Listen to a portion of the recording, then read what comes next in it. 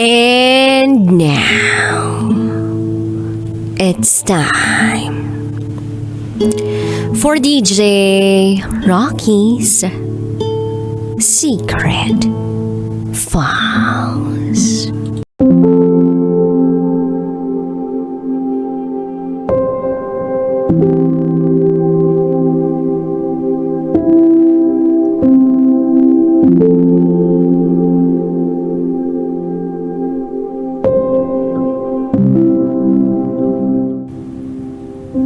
Umalis ka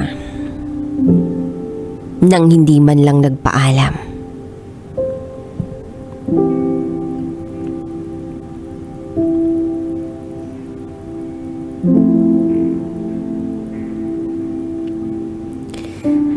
Hi DJ Rocky. Pinakilala ka sa akin ng twin sister ko noon pa. Pinakita niya sa akin yung isa sa binasa mo na naging emotional ka. Nakikinig ako minsan sa programa mo. Kaso, hindi ko natatapos. Dala na siguro ng matinding emosyon. February 22. Nag-screenshot ako ng isa sa episode mo at sinend ko sa twin sister ko. Sabi ko parang gusto ko rin mag-send. Kaya eto ako ngayon. Ako naman ang magkukwento. Itago mo ko sa pangalang Amari. At ito ang aking secret file.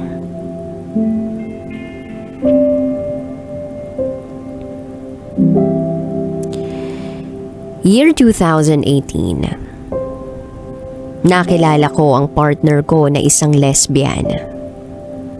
Itago natin siya sa pangalang Bem. Una ko siyang nakita sa studio nila. Magpapaprint ako noon ng picture namin ng twin sister ko. At siya ang nandoon. Akala ko, lalaki. Pero nung tiningnan ko ng matagal, dun ko nalaman na lesbian pala. Maputi. Malinis tingnan. At hindi ko naman talaga maipagkakaila na gwapo. Nangihinayang ako nung paglabas ko sa studio nila na hindi ko nalaman ang pangalan. Nagtanong ako sa mga kaibigan ko na nag-aaral malapit sa kanila. Nang malaman ko ang pangalan, hindi ako nagdalawang isip na hanapin siya sa Facebook. Siyempre, nag-add friend agad ako kasi nagpapapansin. In-accept niya agad. E di dahil papansin ako, nag-first move ako. Palagi kaming magkausap hanggang sa niligawan niya ako. Sinagot ko naman agad kasi syempre, crush ko siya. Umabot lang kami ng 1 buwan. Nakipag-break siya kasi meron na raw siyang ibang girlfriend. Sabi ng mga nakakakilala sa kanya, babaero raw talaga yun. Na nagkita uli kami at nagkaroon ng communication ng year 2019. Niligawan niya ako uli. Sinagot ko rin naman siya agad. Sabi niya kasi, magbabago na raw siya. Naniwala naman ako. Umabot kami ng 4 na buwan. Pinakilala ko siya sa pamilya ko. Pumunta siya sa bahay. Palagi siyang may dalang pagkain. Akala ko nga hindi na siya uli maglolo ko. Hanggang sa sumali siya sa DLC, Drum and Lyre Corps. Magkaiba kami ng school. 3 years na akong tumutugtog. Kasali rin ako sa DLC sa school namin. Kaya hindi na kami masyadong nakakapag-usap at hindi na rin siya nakapupunta sa bahay. Na nagkagusto siya sa isa sa mga kabanda niya. Nalaman ko na nililigawan niya pala yun. Ang matindi, hindi pa siya nakikipaghiwalay sa akin. Nang matapos ang competition ng DBLC, ay naghiwalay na rin kami. Nasaktan niya ako ng sobra. Minahal ko siya ng totoo. Kasi bakit ganun? Lagi na lang akong naluloko. Sa pareha sa tao pa. Sa mga taon na dumaan, may mga nakilala akong lalaki. Naging boyfriend. Nang pumasok ang taon ng 2023, January, nalaman ko sa twin sister ko na may sakit si Bem. Leukemia raw ang sakit. Nag-usap uli kami. Chat-chat lang. Kinumusta ko siya. That time may boyfriend ako. Naitago natin sa pangalang John. 2 years na kami. LDR kami ni John nung time na yun. Kasi umalis na kami sa Bicol at lumipat sa Quezon Province. Nagkaroon na uli kami ni Bem ng communication. Nangungumusta ako palagi. At minsan, nagpapakwento. Isang beses, tumawag siya sa twin ko. Video call. Tinawag niya ako kasi hinahanap daw ako ni Bem. Pagkakita ko sa kanya, naiyak ako. Hindi ko napigilan yung sarili ko. Wala na yung maganda niyang buhok. Nalagas na yung buhok niya. Ang payat-payat niya.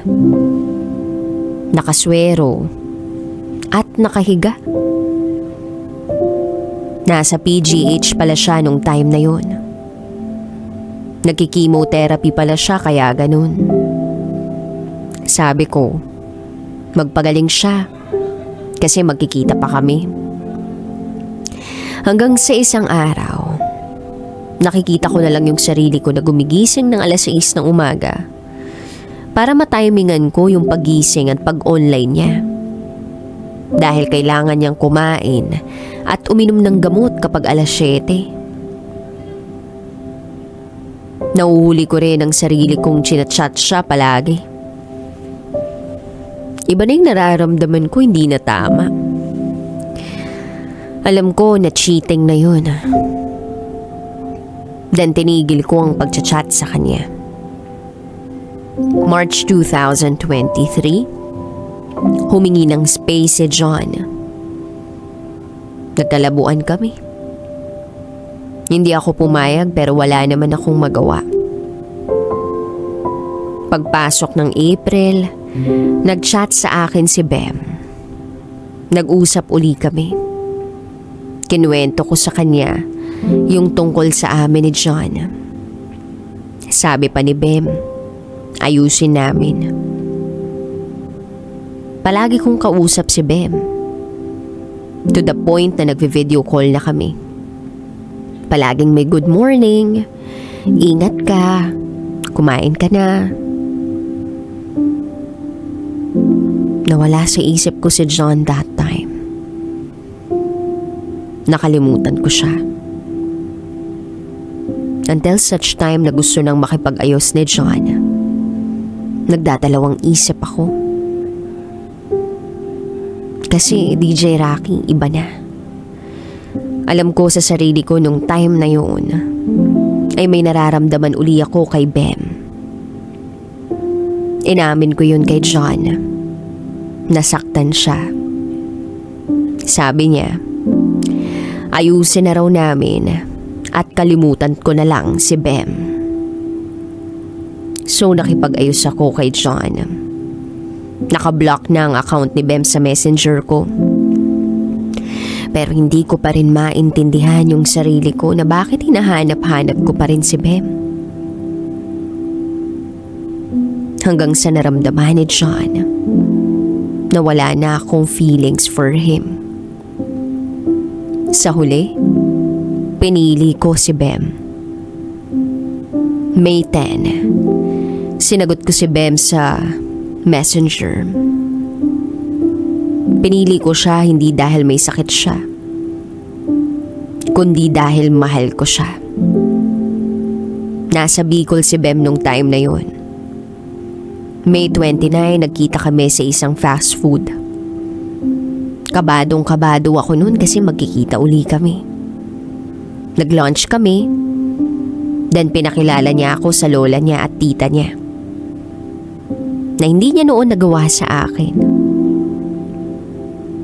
Then June 4, 2023. Pinuntahan ko siya sa Cavite. Nag 1 week ako dun. Sobrang komportable namin sa isa't isa. Yung feeling na parang matagal na kaming nagsasama. Sobrang na-overwhelm ako. Napakabait ng ate niya at mga kasama sa bahay. Bigyan ko siya ng flower, mga handwritten letter, tula. At dahil doon naiyak siya, niyakap ako. First time niya raw na makatanggap ng ganun. Ilang beses din akong pumunta sa kanila. Lagi niya akong kasama kapag may check-up siya. At kapag may chemotherapy siya.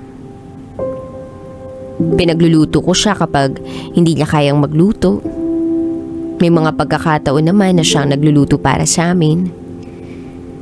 Pinagtitimpla niya ako ng kape sa umaga.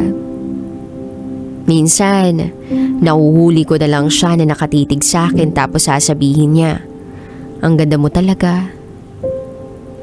Ang dami kong first time sa kanya. First time kong makapasok sa sinehan at kasama pa siya. Pangalawang beses na nagsine kami ay tuwang-tuwa ako kasi paglabas namin ng sinehan, patay na ang lahat ng ilaw sa mall. Sarado na ang mga store. At yun yung gustong-gusto kong maranasan noon. First time kong makapunta sa isang mall na paborito kong makita sa social media. First time kong makainom ng sosyal na kape. First time kong makatanggap ng singsing at kwintas. Mga first time na akala ng iba ay mababaw lang o sanay na sila. Pero para sa akin masarap sa pakiramdam. At ang pinakagusto ko sa lahat ng first ko ay first dance kasama niya. September 27, birthday niya. Isang taon na rin na lumalaban siya sa sakit niya. Nakita ko kung gaano siya kasaya na nandun ako sa birthday niya. Nag-absent ako ng 3 araw sa klase para makasama siya.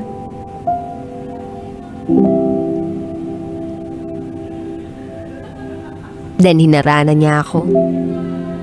Kinilig ako. Sino ba namang hindi kikiligin? Then fast forward to December 25. Nag-Christmas kami nang magkasama. Sa ospital nga lang.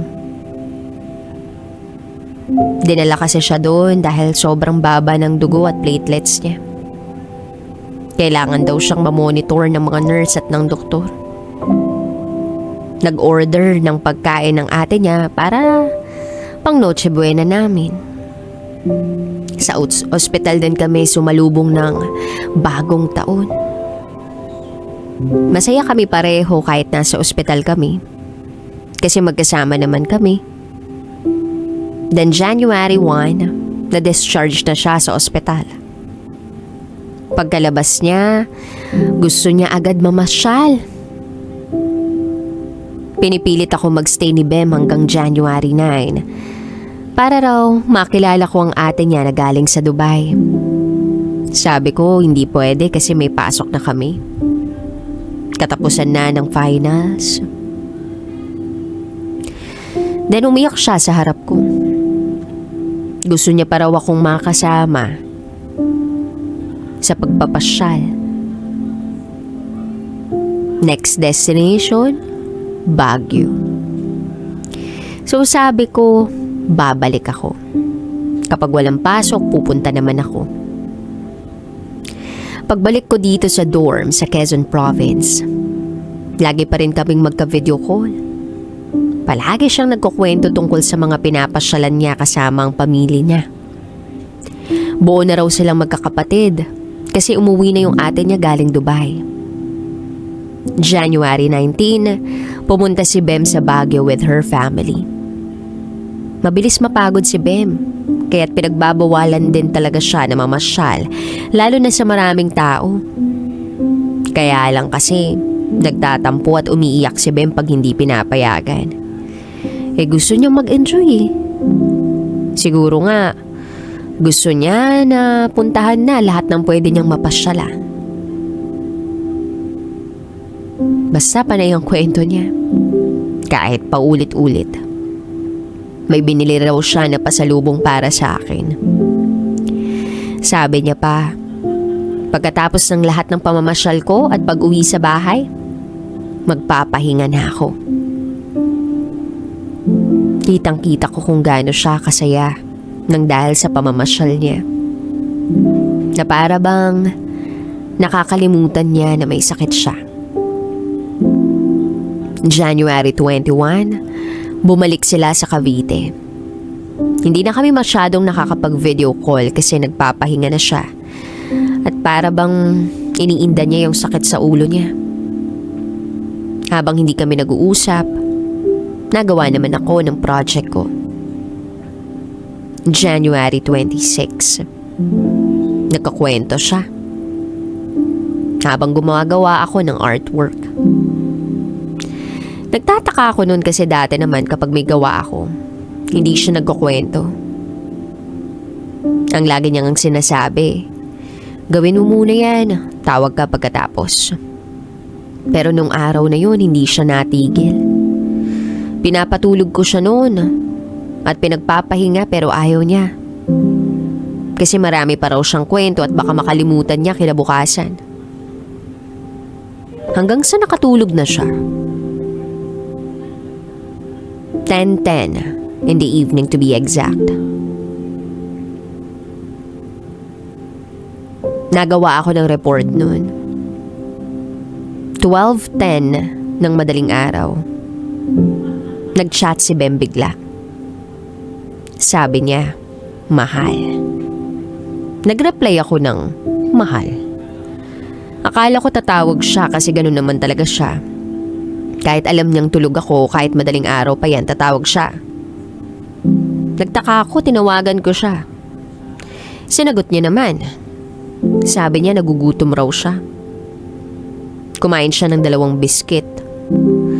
Panay pa rin ang kwento, nakangiti tumatawa. Tinititigan ko lang siya kasi nakakatuwa siyang panoorin.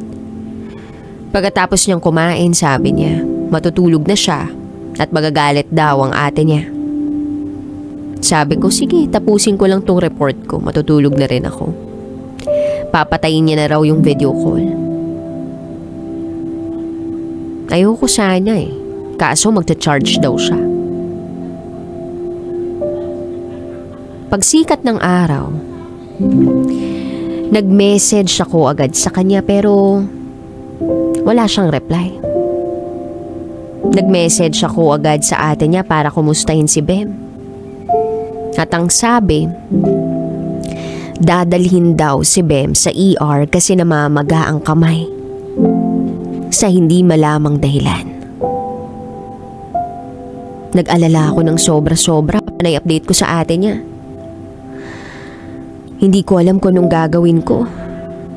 Ang layo-layo ko. Hindi pa rin daw okay si Bem. Masama daw ang lagay. Nag-message ako sa messenger ni Bem para kapag online siya, at least, alam kong okay siya. Then umuwi ako sa dorm na kasamang dalawa kong kaibigan, dun sila natutulog. Kasi sabay-sabay naming tatapusin yung isang project namin. Then madaling araw na noon, naisip kong manood ng videos namin ni Bem. Habang piniplay ko yun, sinasamahan ko pa ng dasal lahat ng mga napapanood ko.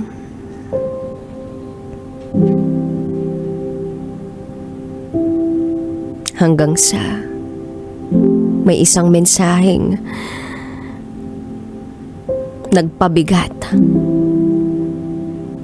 ng kalooban ko. January 28, 9:00 ng umaga. Ikinagulat ko ang isang mensahe. Mensaheng ikinabigat ng kalooban ko. Ate ni Bem. At ang sabi ng ate niya, iniwan na tayo ni Bem.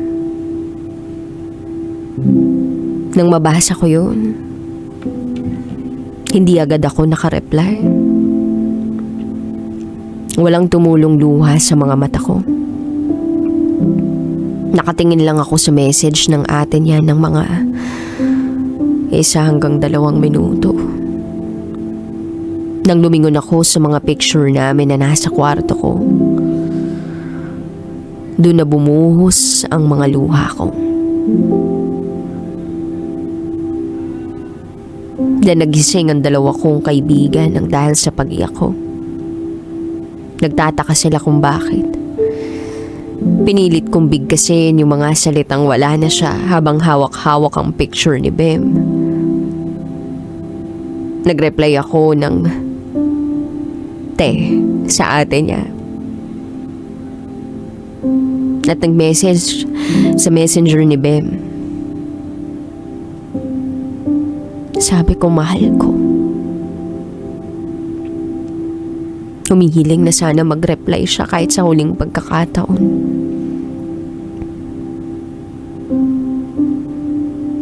Na nag-reply uli yung ate ni Bem. Iniwan na niya tayo, hindi na niya kinahaya.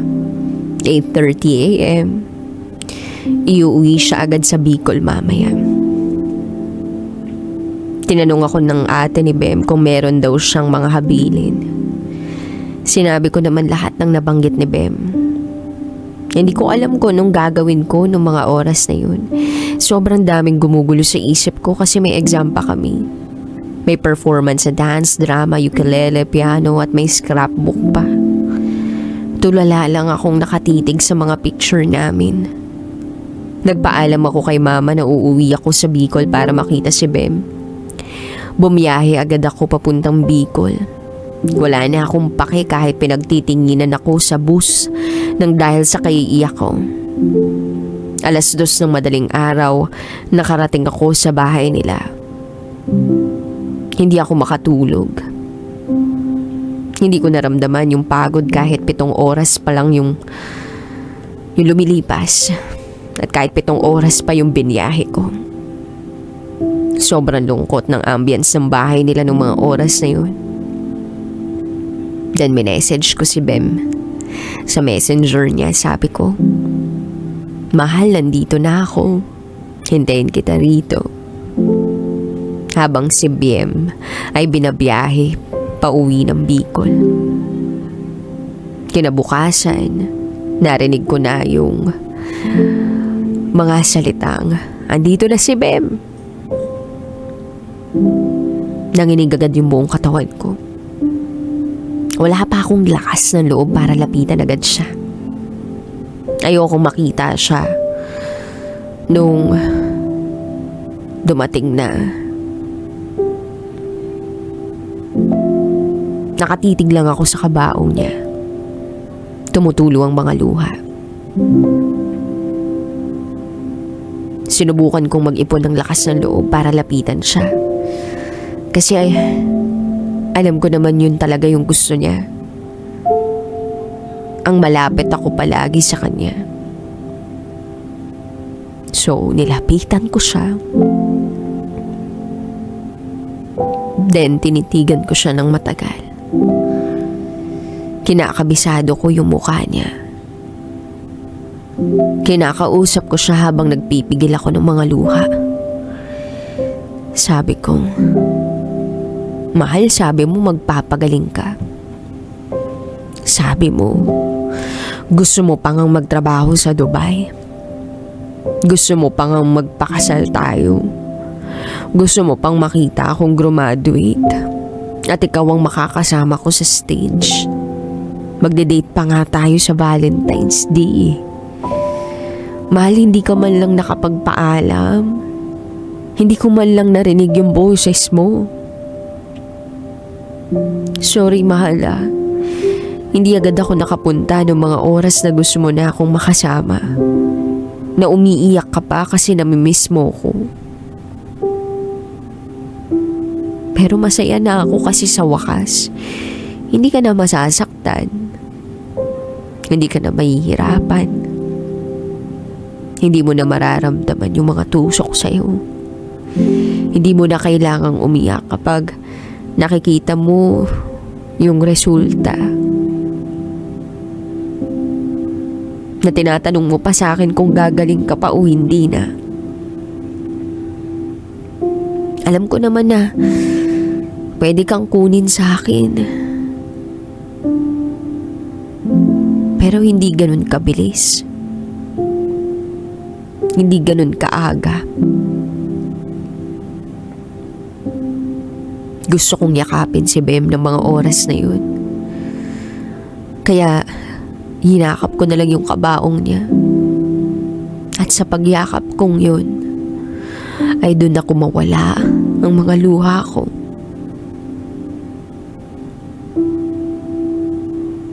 At andun na ako. Nasa tabi ng taong mahal ko. Na kung po pwede lang, na nandun ako buong araw ay gagawin ko. Kaya lang ang sabi sa akin ng pamilya niya, dapat magpahinga rin ako't matulog. Kaya lang sa tuwing matutulog ako, siya pa rin ang nasa isip ko. Pagising ko, siya ang pupuntahan ko. Agad-agad, babantayan.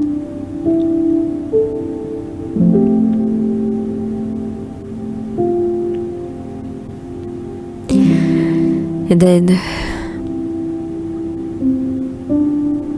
sa Burol ni Bem, nagsipuntahan ng mga kaibigan niya. Mga naging kaklase. Kahit yung mga ex niya.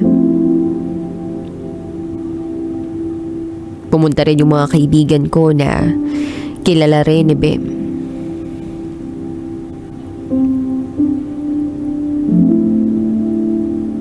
Dan dumating yung tita niya. May inabot sa akin. Yung pasalubong daw ni Bem sa akin galing Baguio.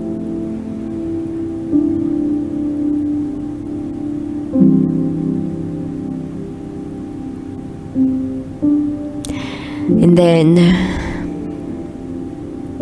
andun din yung mga bigay kong bulaklak at mga handwritten letter ko para kay Bem.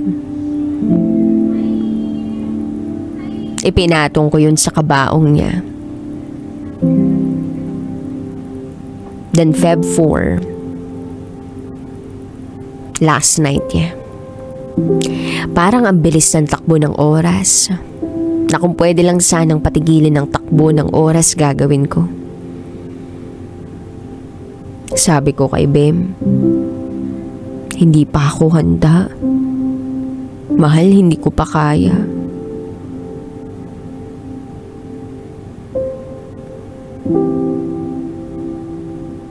Nang ihatid siya sa sementeryo ng Feb 5, nagpaiwan ako. Doon ako sumigaw ng sumigaw. Humagulgol. Tinawag si Bem. Sabi ko sa kanila, hindi ko iiwan si Bem dito. Sabi niya, wag ko siyang iiwan. Sabi niya, sa tabi niya lang ako.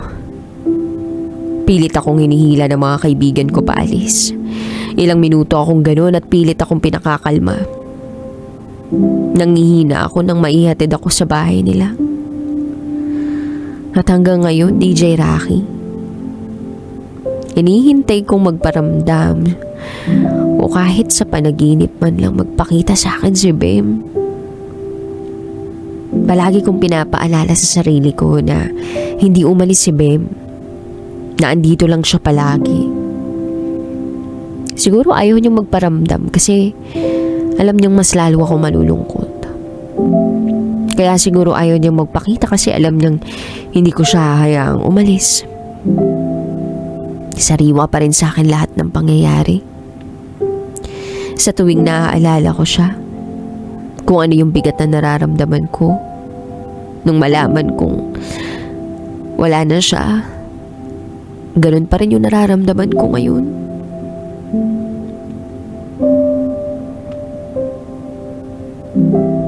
Kaya Bem, kung nakikinig ka man, gusto ko lang malaman mo na kasama ka pa rin sa prayers ko. Nagme-message pa rin ako sa messenger mo. Yakap-yakap ko palagi ang picture mo. Tinatawagan pa rin kita kapag wala akong ginagawa. At minsan nagkukwento ako sa picture mo tungkol sa mga nangyayari sa araw ko. Walang araw na hindi kita inisip. Walang araw na hindi ko nabanggit ang pangalan mo sa mga kaibigan mo. At walang araw na hindi kita namimiss. At walang araw na hindi ko pinatutugtog ang mga paborito mong kanta. Mahal, hihintayin kitang magparamdam. Kahit gaano pa katagal. Mahal na mahal kita, Bem. Hanggang dito na lang po, DJ Rocky. Muli, ako si Amari. At ito ang aking secret vow.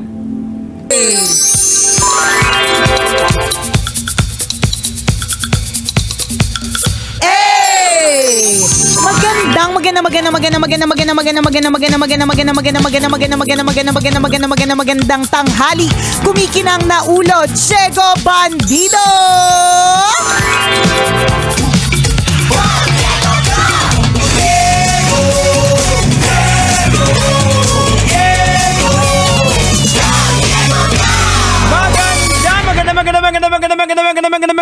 Magandang tanghali. Kumikinang ina.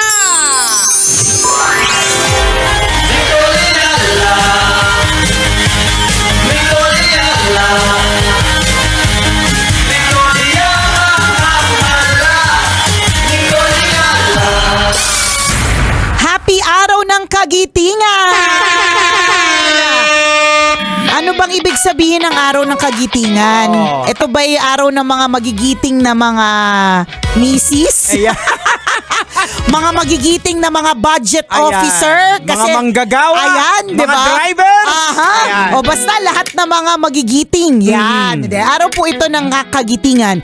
Kung gusto nyo pa pong malaman ang more information kung bakit holiday po today, just, Google it. Kasi kami nga, yung ulam namin kanina limot na namin, paano pa po yung araw ng kagitingan? Sorry na po, ang tagal na po namin out of school. Alam mo nung isang araw, speaking out of school, grade 1 yung anak ko, di ba? So meron silang mastery test.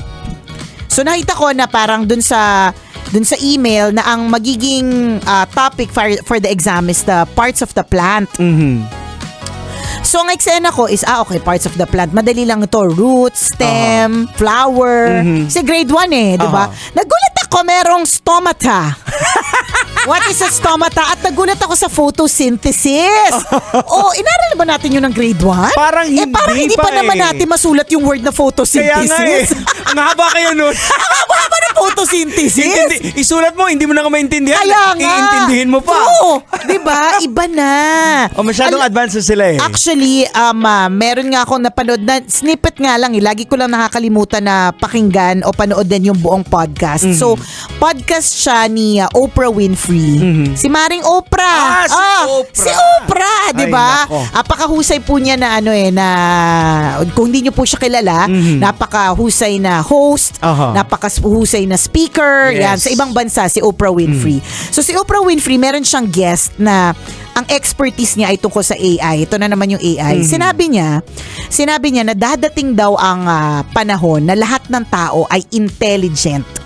Totoo Kasi inisip ko, paano hindi ka magiging intelligent kung yung information, Yes. nandyan lang sa harapan mo. Actually, na-advance eh. Di ba photosynthesis grade 1? Kasi ngayon, Stomata? Ano yung stomata, girl? kasi ngayon, kung Diba? hindi mo alam yung photosynthesis, pag ni-research mo, like for Nandyan na example, lahat. yung AI, tsaka very, talaga ako na-amaze ako. Halimbawa, may medyo sabog, sabog lagi naman tayo May sabog tayong idea. Uy, huwag ka mandadamay, ha?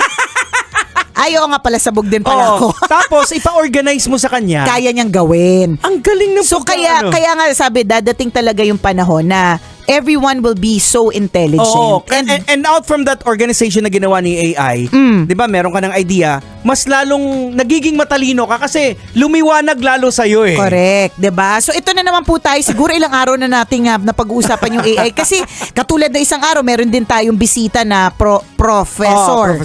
Si Sir Earl. 'di ba? Oo. Sinabi niya din na ingat ka nga pala, magba-biking daw siya papunta ng Eastern Visayas, so 'di ba? Ay hindi biking, ride, motor yun. Oo. Chismis na bago. Ang hirap naman na i-bike nun. Eastern Visayas magbabike. Uy, pero may ibang mga nakakagawa yata. Meron. No? Hindi ko sure. But anyways, sabi niya, wala na. Yung parang AI, parte na kasi talaga siya. Tsaka math teacher siya. Math teacher na. Hindi na siya para kontrahin mo. Wala na dapat kumontra dyan. Correct. Kasi nandyan na yan eh. 'Di ba? So nandyan na yan ang information na yan. Though, ito yung nakikita ko na na ayaw din siya laging gamitin ng mga kabataan, ha. Ewan ko lang, ako kasi gamit siya sa akin kasi sabi nga, 'di ba, hindi tayo papalitan ng AI. Correct. Pero papalitan tayo ng marunong gumamit ng AI. Tama. So hindi tayo papayag doon, 'di ba? So Oo. ayaw nating mapalitan. Kaya ginagamit ko din sometimes yung AI if needed. Ito ang na-realize ko, ewan ko baka yung mga anak ko lang to, ha. Pag halimbawa, meron akong gustong ipa-layout or gusto ko may mabilisan, ang unang sinasabi ng anak ko, yung firstborn, si Princess, lagi yung sinasabi, Mom, please do not use AI. Ayaw niya. Ayaw niya talaga. Bakit daw? Hindi ko alam. Are you using AI for that? For example, kasi we're coming up with her book. So finally, magbubook na siya, di ba? Wow. So sabi ko, nagmamadali kami kasi kailangan humabol ng birthday niya, yung launch ng book. So, ang una syempre, dapat may book cover. 'Di ba? So sabi ko sa kanya, patulong tayo kay AI. Pwede namang patulong lang tayo sa kanya, then tingnan natin kung ano yung may-produce niya. Ayaw niya. Sabi niya, I do not want an AI-generated book cover. Oy. Tapos, ganun ba? Sabi ko sa kanya. Bida-bida pa naman yung nanay sana. Ako nang bahala sa layout. Ako na. Kaya para nakalagay sa book, illustrated by. Mami Nicole Ayala. Chares. Hindi, ewan ko, ilang beses niya na akong sinabihan na do not use it. Ewan ko, baka anak ko lang or hindi ko sure. Tingin ko depende sa tao. May yung artistic niya ayaw niyang mahaluan Ayaw niya. ng AI eh. Tapos sabi Gusto ko, niya 100% it's me. Siya. Ako Ayaw to. niya. Sabi ko pa nga sa kanya, so ang bawat page ba gusto mo lagyan natin ng graphics kasi kayang gawin siya ng yung ng AI. Sabi niya, no, I want it to be plain and I want it by chapter. Kunyari tungkol sa corruption, isang chapter. Tapos walang plain lang. Oo. Sabi ko, hindi, ito mo. Sabi ko sa kanya. Gumawa ka ng sarili mo libro, ma'am. Kaya nga yung asawa ko, ang sabi sa akin nung isang araw, yung totoo, sino bang may gusto nito? Sabi Alam niyo, makakagawa na kayo ng 2 libro. Yung libro ni Princess at yung process kung paano ginawa yung libro. Parang behind the scene. Yun naman yung sa'yo. Yun yung akin. Yun yung gagawin kong content, diba? Bago ma-produce yun. So, I guess iba-iba lang talaga siya. Ang weird, nawiweirdohan lang ako. Pero, good thing din pa rin yun. Kaya nga, kahit na nagsispend siya ng so much on books, yung actual na pumupunta siya sa fully book, power books, bumibili siya ng libro. At ang libro ay hindi po mura. Sana magmura na po mga libro kasi pwede na po yung palitan ng AI. Diba? Yung anak mo kasi may pagkalumang tao. Oo nga Sa bagay, amoy luma kasi yung tatay niya. So, mana-mana lang din. Charot. Kaya, ine-encourage ko din siya. Kasi ayoko din naman na fully doon na tayo sa AI. Diba? Ano lang, let it be just an assistant. Ayan. Ako, nakikita ko talaga yung AI is yung pag-organize. Like kanina, diba, nung sa araw naabutan mo kami na nag-usap ng pastor. Kasi nga sa church mission. So, inaayos ko yung itinerary. So, syempre, mga bullet-bullet lang. Tapos, in-encode ko kay AI, inayos niya. So, parang ang liwanag na ng mapa ko ngayon. Minsan may suggestions pa siya kung paano gagawin. So, napapadali nito ang buhay natin, 'di ba? Yun nga lang, babalik ako doon sa interview, yung podcast interview ni Oprah. So, sabi nung expert, dadating ang panahon na lahat ng tao intelligent. Bakit? Kasi nga andyan na yung information 'di ba? Advanced na talaga. At lahat halos ng trabaho parang sinasabi niya ay although overview lang naman yun napanood ko, na ang matitira talaga na yung medyo hindi ka matatakot na mawala ay yung mga skilled workers. Yung mga actual na, kunyari, yung gumagamit talaga ng kamay. Ayan. 'Di ba? Yung mga nagmamanicure. Yan, taga-kudkud ng kasi sa ngayon wala pa ako nakikitang robot na taga-kudkud ng ng ingrown. Ayan, yung taga-serve ng ng mga kape kasi 'di ba may mga robot kuminsan. Ako may nakita ko na nag-viral na robot na sumasayaw-sayaw pa siya. Inatabig niya yung mga yung mga baso. Hindi na siya mapigilan, sina-shutdown na siya. Sumasayaw pa rin. So in other words, hindi naman din talaga tayo mapapalitan din yan, 'di ba? Dumating lang talaga tayo sa intelligent na tayo. Yes, Grade 1 pa lang pinag-aaralan na ang photosynthesis, yan, 'di ba? Matalino na tayo, agad-agad meron na tayong format, 'di ba? Sa mga bagay-bagay. Pero wag nating kakalimutan na hindi tayo dapat maging dependent diyan at higit sa lahat, 'di ba? Use it to our advantage. Yung idea sa'yo pa rin. Sa'yo pa rin, kasi huwag kang tamarin. Ako po. Ang ganda nga ng pagka-describe ni Sir Art ng ang AI is yung assistant mo na hindi napapagod. Oo, correct. Yun pa yung isa pa ha. Diba?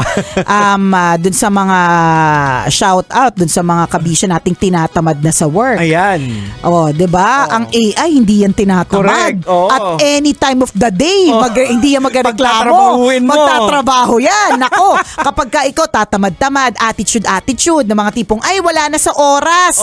Hindi na ako dapat i-text, i-message. Tama naman din yun. Pero kung lagi kang ganon, ako papalitan ka ng AI na hindi nagre-reklamo kahit anong oras mo siya gagamitin. Diba? Isang paalala, huwag ding umattitude problem. Kasi sa totoo lang, there are a lot of, kung tutusin, ang dami na pong mga trabaho na hindi na kailangan na aktual na tao. Yun talaga, malungkot man siyang isipin, totoo, na syempre iba pa rin kapag ka may person, pero kapag ka, pwede na kasi talagang palitan.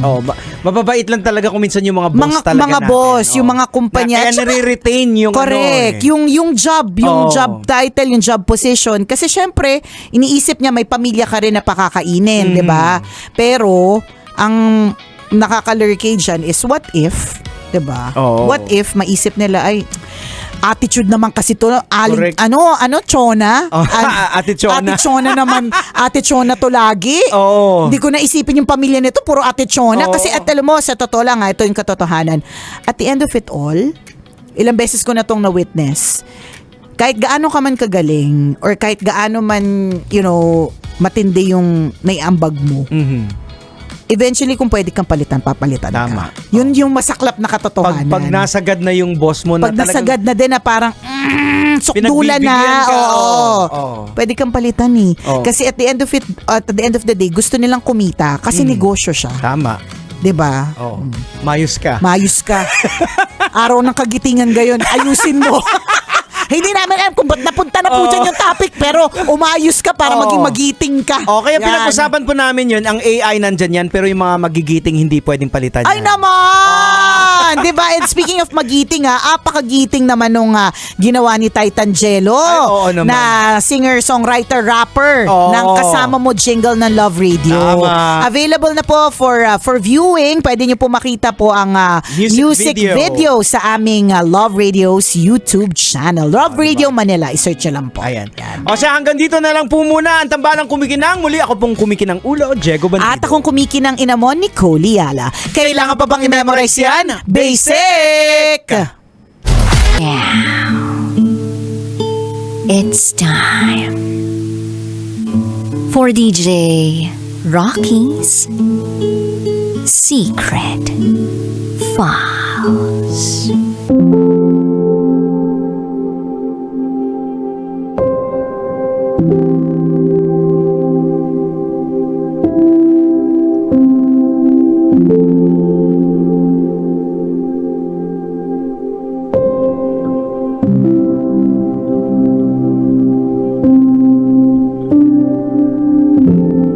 Humingi siya ng closure. And I gave him sex.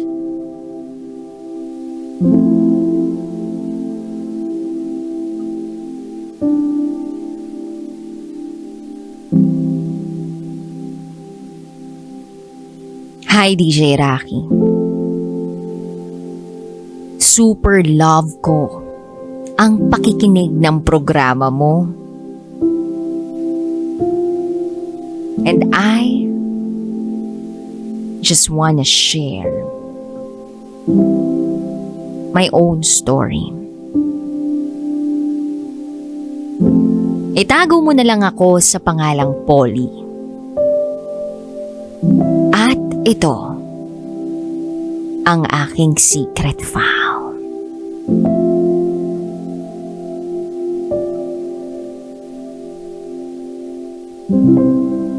December 2019, nang meron akong makilala through chat.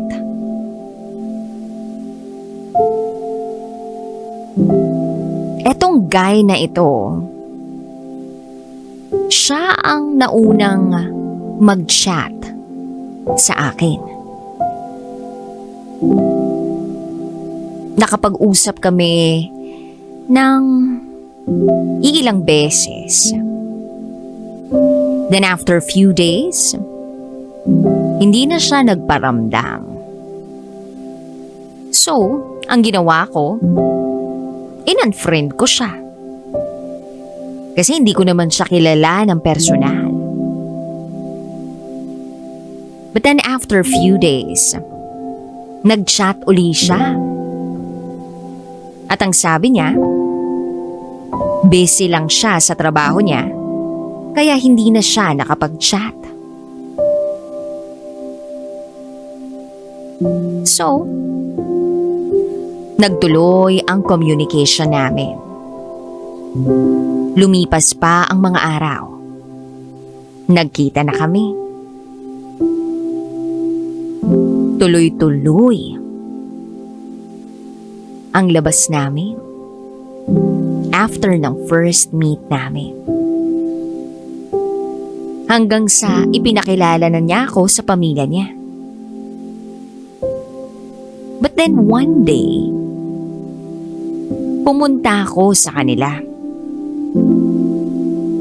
Tapos biglang may dumating na isang babaeng may itsura. Katamtaman ng taas, medyo maputi, at cute. Ang sabi niya, girlfriend daw siya. Ako naman, nabigla sa narinig ko. Wala naman akong alam eh. Hindi naman nasabi ng guy na to na Meron siyang girlfriend. At mali rin ako dahil hindi naman ako nagtanong nun.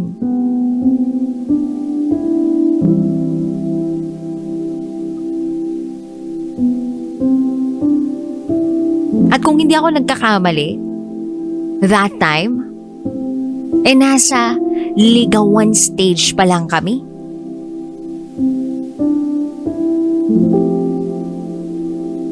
Siguro,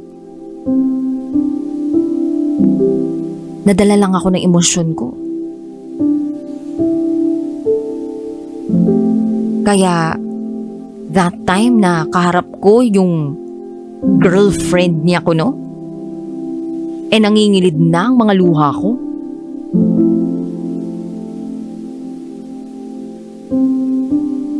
At sa sobrang nasaktan ako, kinausap ako ng mama niya na kung wala naman daw na namamagitan sa aming dalawa, tigilan ko na ang anak niya. Masakit yun para sa akin. Pero tinanggap ko. Umalis ako ng bahay nila. Natuluyan ng bumagsak ang mga luha sa mata ko. Buti na lang, medyo malapit ang bahay ng kaibigan ko doon. At doon ako naglabas ng sama ng loob. Lumipas ang ilang minuto, nag-chat siya. Hinahanap ako. Gusto niya raw akong makausap. Nang sa gayon, makapagpaliwanag siya. Kaya ang ginawa ko, umuwi ako sa bahay namin. Tsaka niya ako pinuntahan.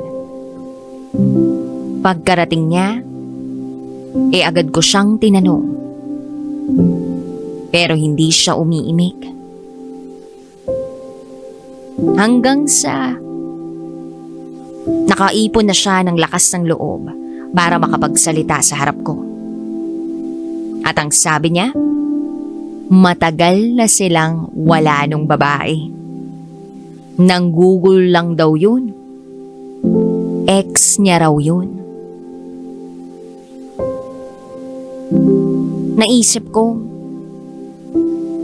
posible naman yun eh. Wala rin naman akong nakikitang post niya sa social media na may girlfriend siya. At dahil nahuhulog na ang loob ko sa kanya, ay pinaniwalaan ko yun.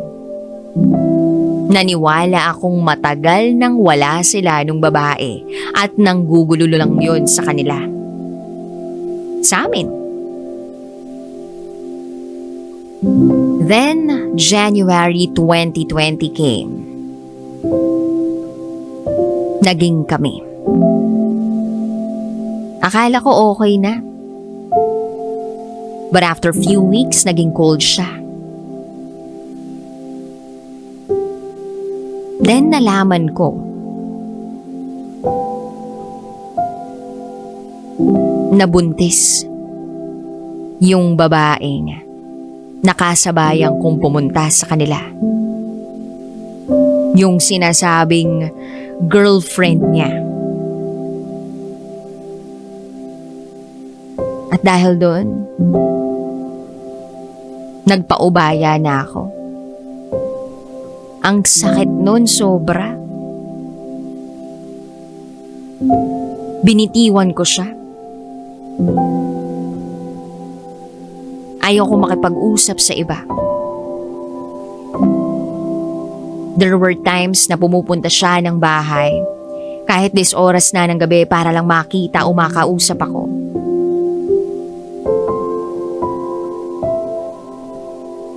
Dumating din sa punto na pati mga ate ng taong mahal ko at buong pamilya niya, siniraan ako.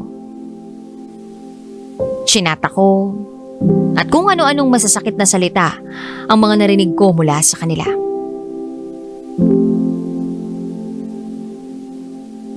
ayaw ko naman talaga na pumasok sa maling relasyon.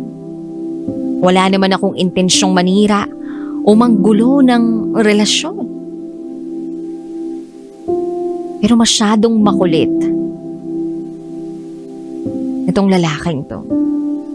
Nagpupunta siya ng bahay. Hanggang sa akala ko talaga wala na sila. Akala ko kasi gawa-gawa lang yung kwentong buntis yung ex niya. Kaya itinuloy ko. Itinuloy namin ang relasyon namin. Hanggang sa tumigil na yung ex niya.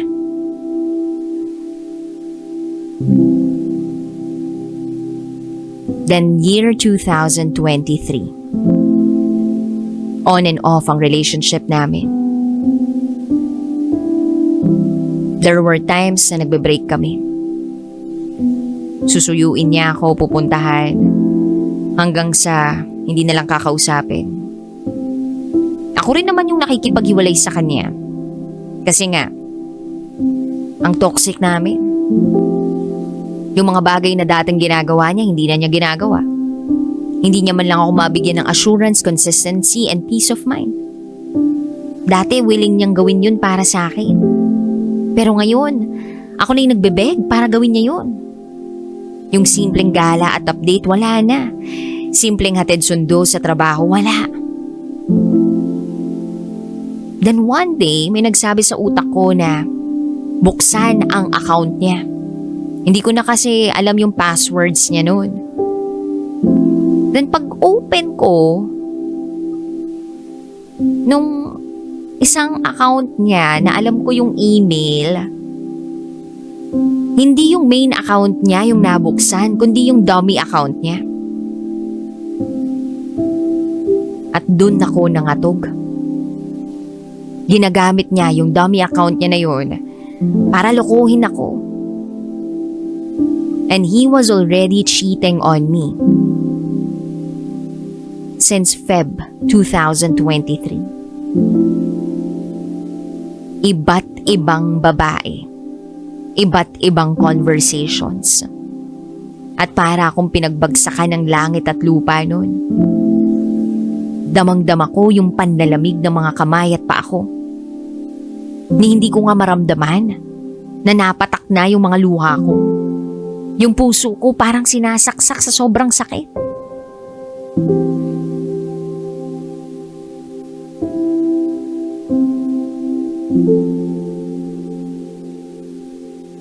And there was this one girl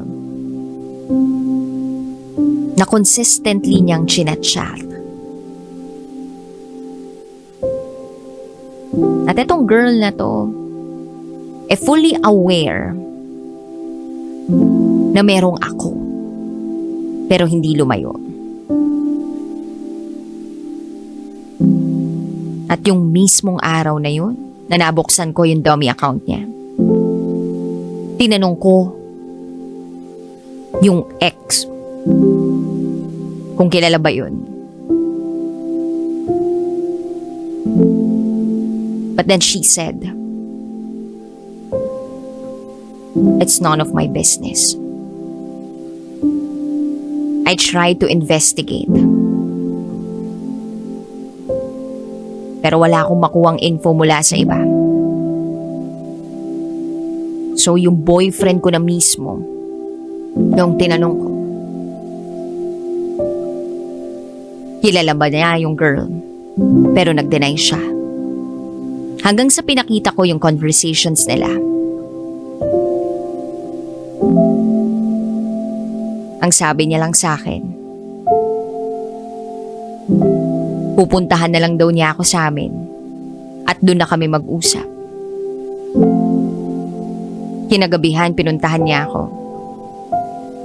Naghihintay ako ng paliwanag pero hindi na siya umiimik. Nagmamakaawa ako sa kanya, ayusin namin ang relasyon namin. Ang dami ko ng hirap na pinagdaanan sa relasyon namin. Ngayon pa ba kami bibitaw?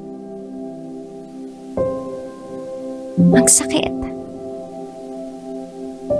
Then tinanong ko siya kung mahal na niya yung babae.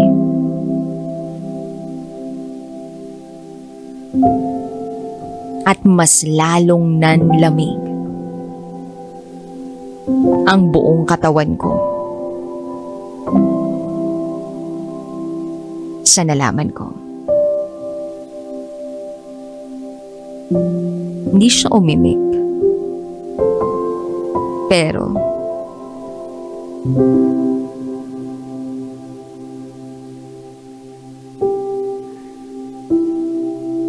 tumango siya.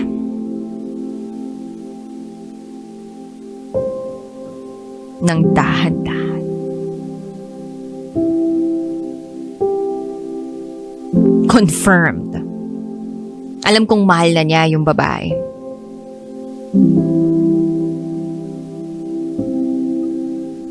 At kahit alam kong mahal na niya yung babae, sinubukan ko pa rin na magmakaawa.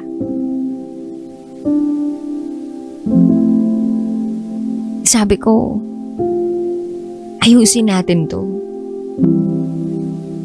Either siya lang or ako. Hindi pwedeng dalawa kami.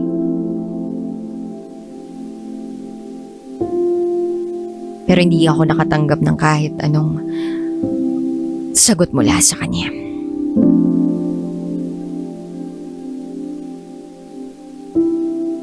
Time went by. Kinailangan kong pumasok sa trabaho. Nag-duty ako na lutang. Naiyak. Tulala. Apektadong-apektado ang trabaho ko. To the point na nagpasa ako ng resignation letter. Yes. Because of a heartbreak.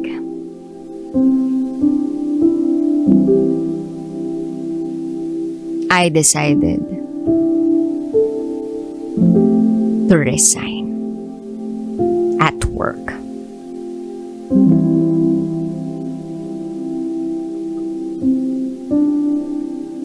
Then ilang days before Christmas,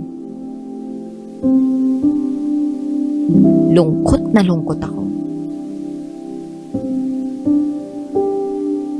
Kailangan kong harapin yung mga okasyon na Christmas, New Year, and supposed to be 4th anniversary namin na ako lang mag-isa.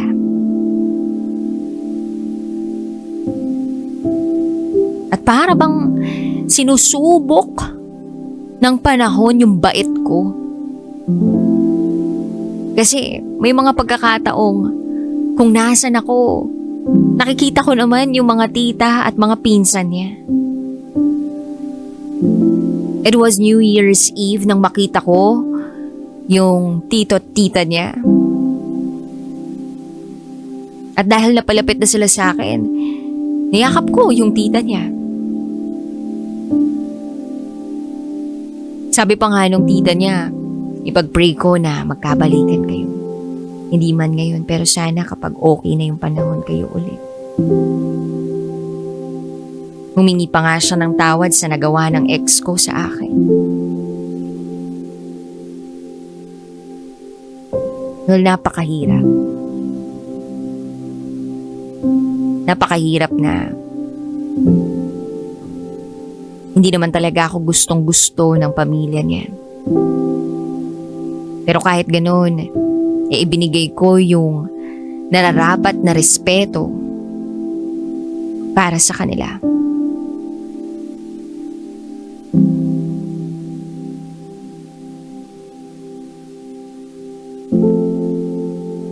Devastated ako. Sinubukan kong gumawa ng iba't ibang gawain para lang makapaglibang-libang ako. Kasi kapag napupunta lang ako sa kwarto ko, naiiyak lang ako. Nagiinom ng alak mag-isa.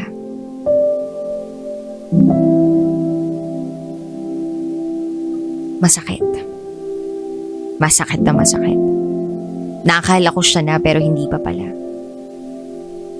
On and off yung relationship namin sa loob ng halos 4 na taon. I endured all the pain, the hurt. I loved him with all my heart.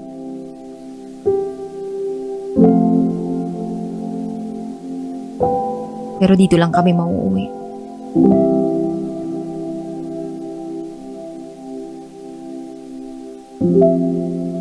Then 2024 came. Binlock ko na siya. Pati yung family members niya. Pati yung relatives niya. No contact for 3 months. Until nag-chat at nag-text sa akin.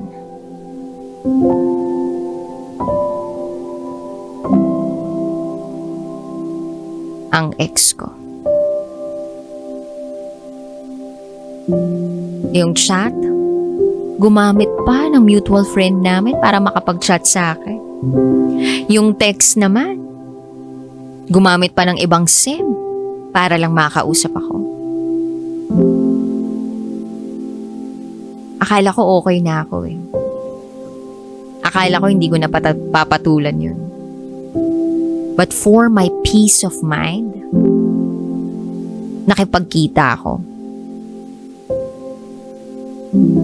But DJ Rocky, sa totoo lang, walang maayos na mga salita ang mga lumabas sa bibig niya. Hindi kami nakapag-usap ng maayos.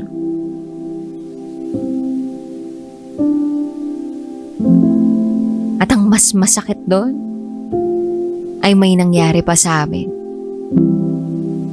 Yes, humingi ng closure ang ex ko. And I gave him sex. Dumoble yung sakit. Para akong naging parausan. Walang usap-usap pagkatapos ng sex. Kinuha ko yung mga damit ko. Sinuot ko to habang umiiyak. At alam mo kung ano yung mas nagpasakit ng lahat? Bago ko lisanin yung lugar na yon, ang sabi niya, paano na naman yan? Nagkasala tayo sa bago ko. Like what the F? Bago mo? Naisip mo pa yan matapos ang lahat? So pinagmumukha mo pa akong nanggugulo sa relasyon ninyo?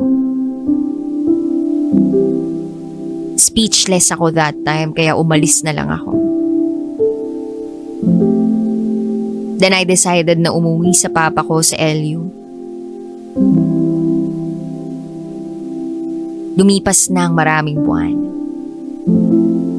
And I'm still waiting for him to come back.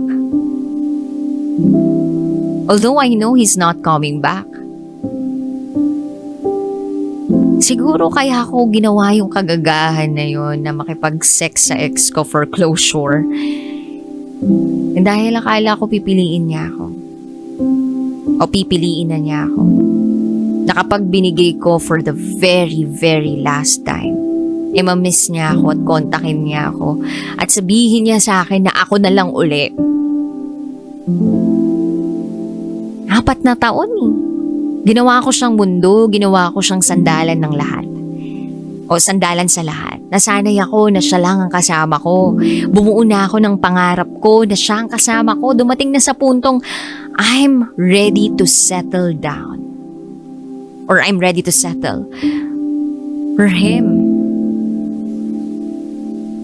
Siguro, sabihin ng iba na karma ko to. Dahil nga sa umepal ako nung magulo sila nung ex niya. Pero tanggap ko yun.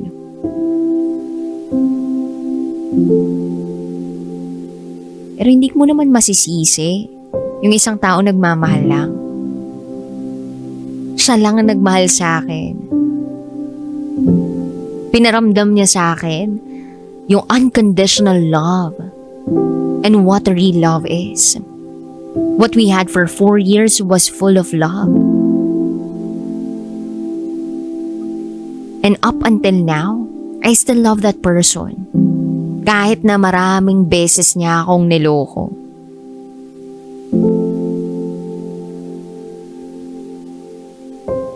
Ganun ako magmahal.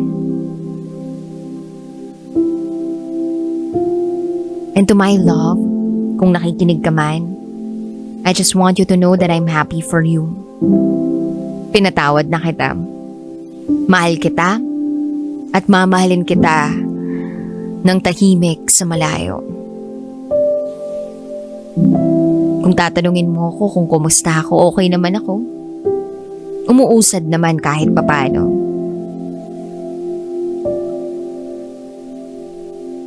Pero nagbabalik tanaw pa rin ako. Gusto kitang balikan o gusto kitang bumalik. Pero alam kong malabo na mangyari nun.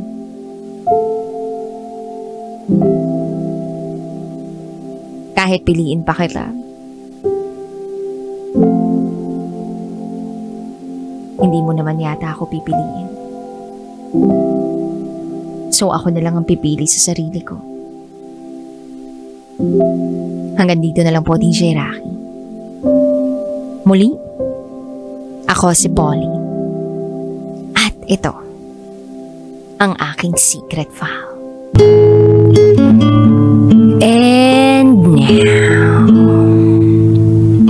it's time for DJ Rocky's Secret Files.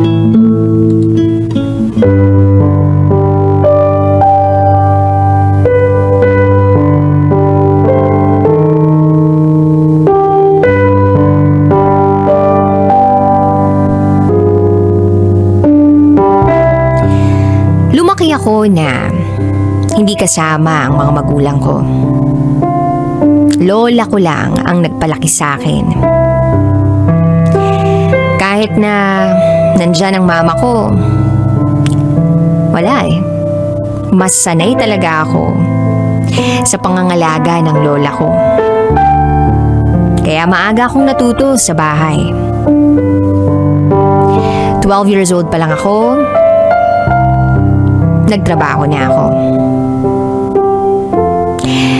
Para sa ganun, matustusan ko ang pag-aaral ko. Gustong-gusto ko talaga kasing mag-aral noon. At bukod dun, ang pangarap ko noon ay makita ang papa ko. Kaya naman isang araw, nagdesisyon ako na lumuwas at hanapin ang papa ko. At doon na nga ako napunta sa side ng papa ko. Maayos ang buhay ko sa kanila. Pero ang hirap makisama. Nag-aaral ako ng umaga at nagtatrabaho naman sa gabi. Mahirap. Hanggang sa hindi ko na kinaya.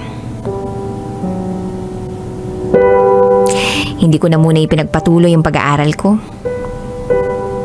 Maraming nagsasabi na sayang ang talino ko. Pero wala akong choice eh. Makikita mo lang din talaga na hindi niya maayos-ayos yung sarili niya. That moment, naaawa ako sa kanya. Marumi yung mga kuko niya. Amoy araw. Maraming tigyawat. At higit sa lahat, hindi araw-araw na naliligo. Pero ewan ko nga ba kung anong meron sa akin. At tinulungan ko siya. Sa madaling salita, nang maging kami, ay binago ko siya. naging tao siya. 16 years old ako nung sinagot ko siya noon. Hanggang sa lumipas ang panahon. Nangarap kami na gusto naming makatapos kami ng pag-aaral. Makapagpundar para sa magiging pamilya namin. So nag-decide ako na, okay, bago ako mag-aral, siya na muna. Kaya ayun ang naging sistema namin. Nagtatrabaho ako habang siya naman ay nag-aaral.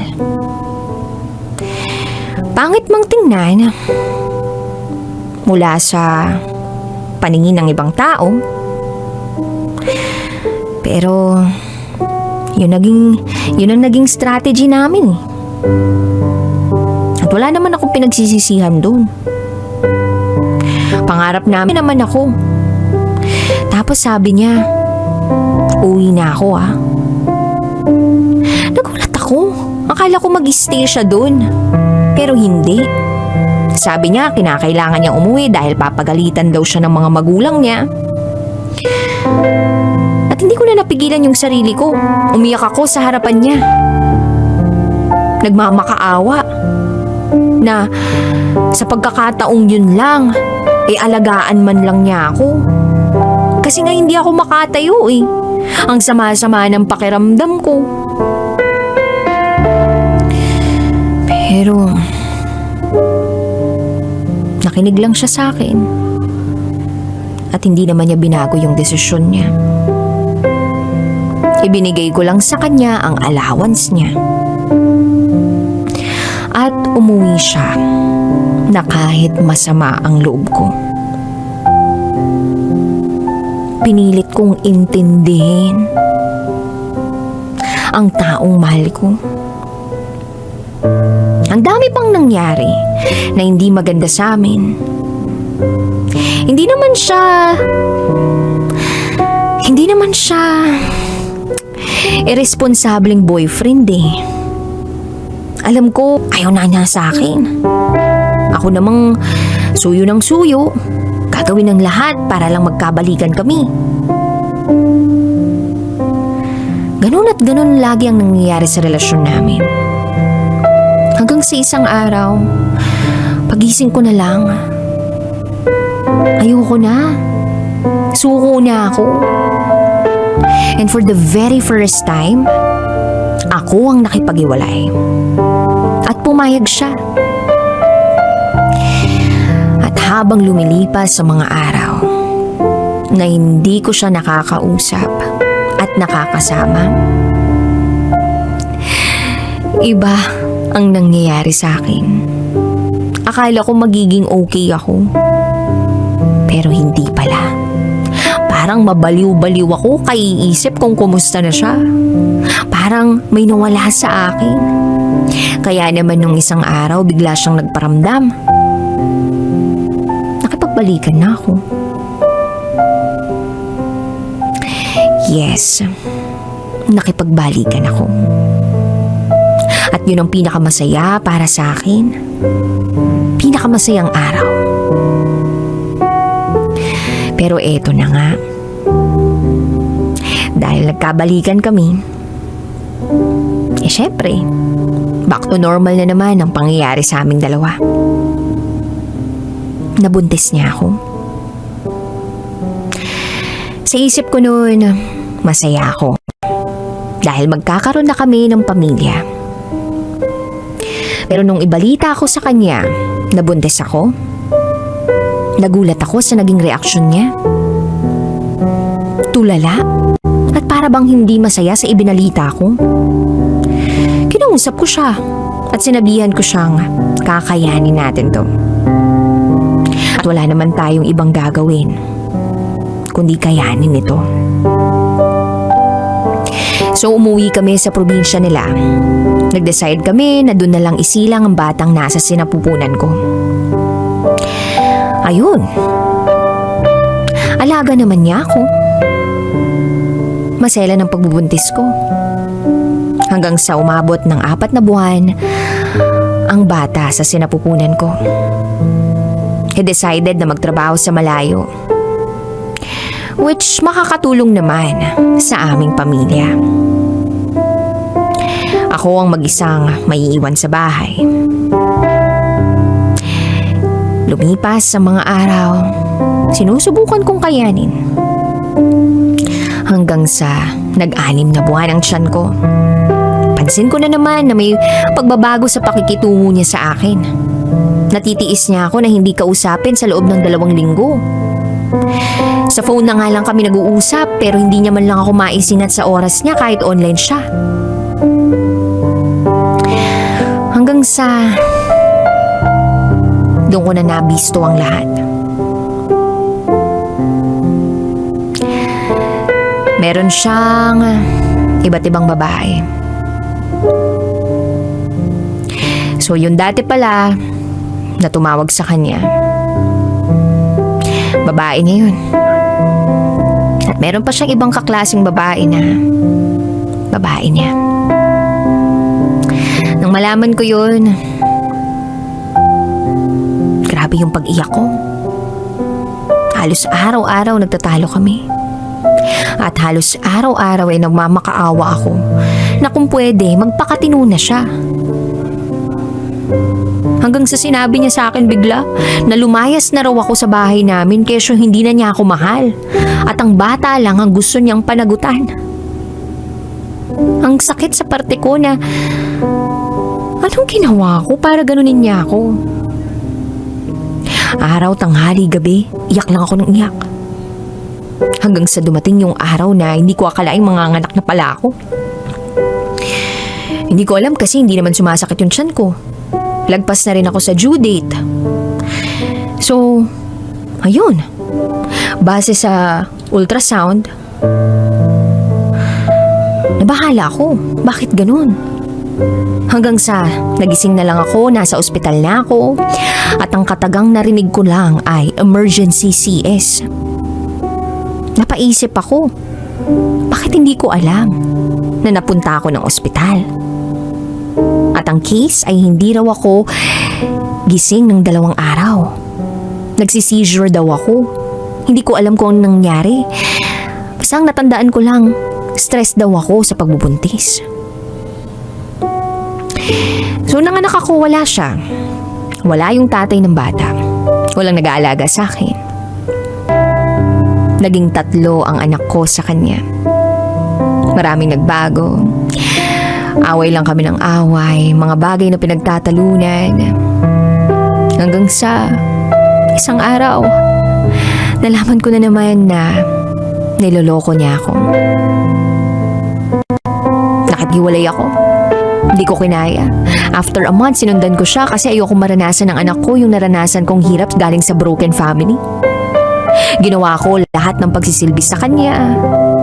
Nakikita ko ng mga kamag-anakan niya at ng mga magulang niya kung paano ko alagaan ang taong mahal din nila. Pero hindi sapat lahat ng yun dahil ng babae uli siya. At ang masaklap pa rito, yung babae niya, ninang ng anak namin. Nakakapagod.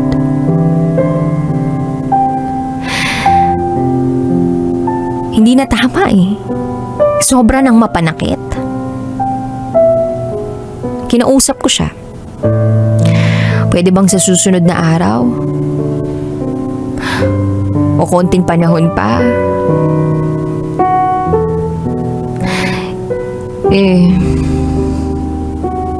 Gawin mo naman yung tama?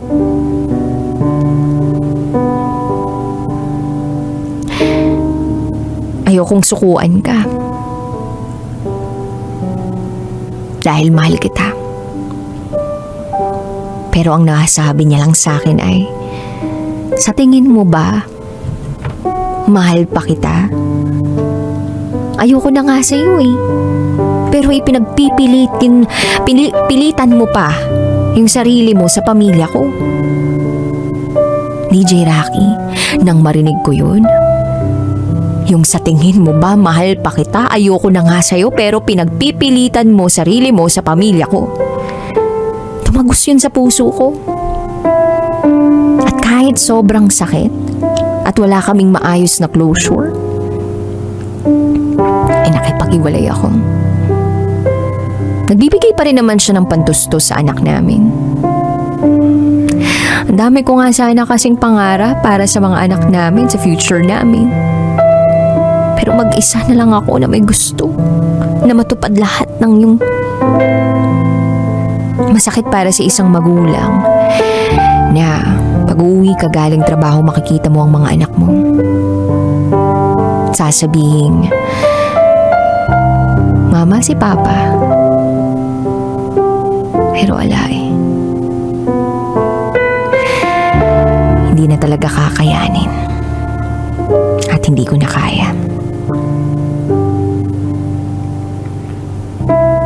Ubus na ako.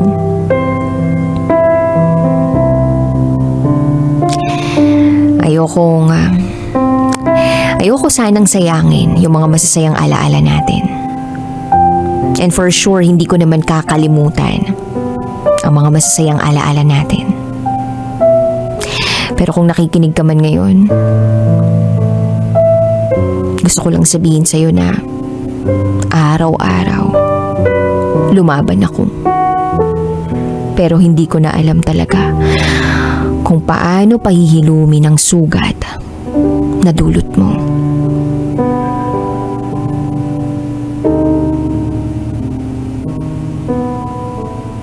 Hanggang dito na lang po, DJ Rocky.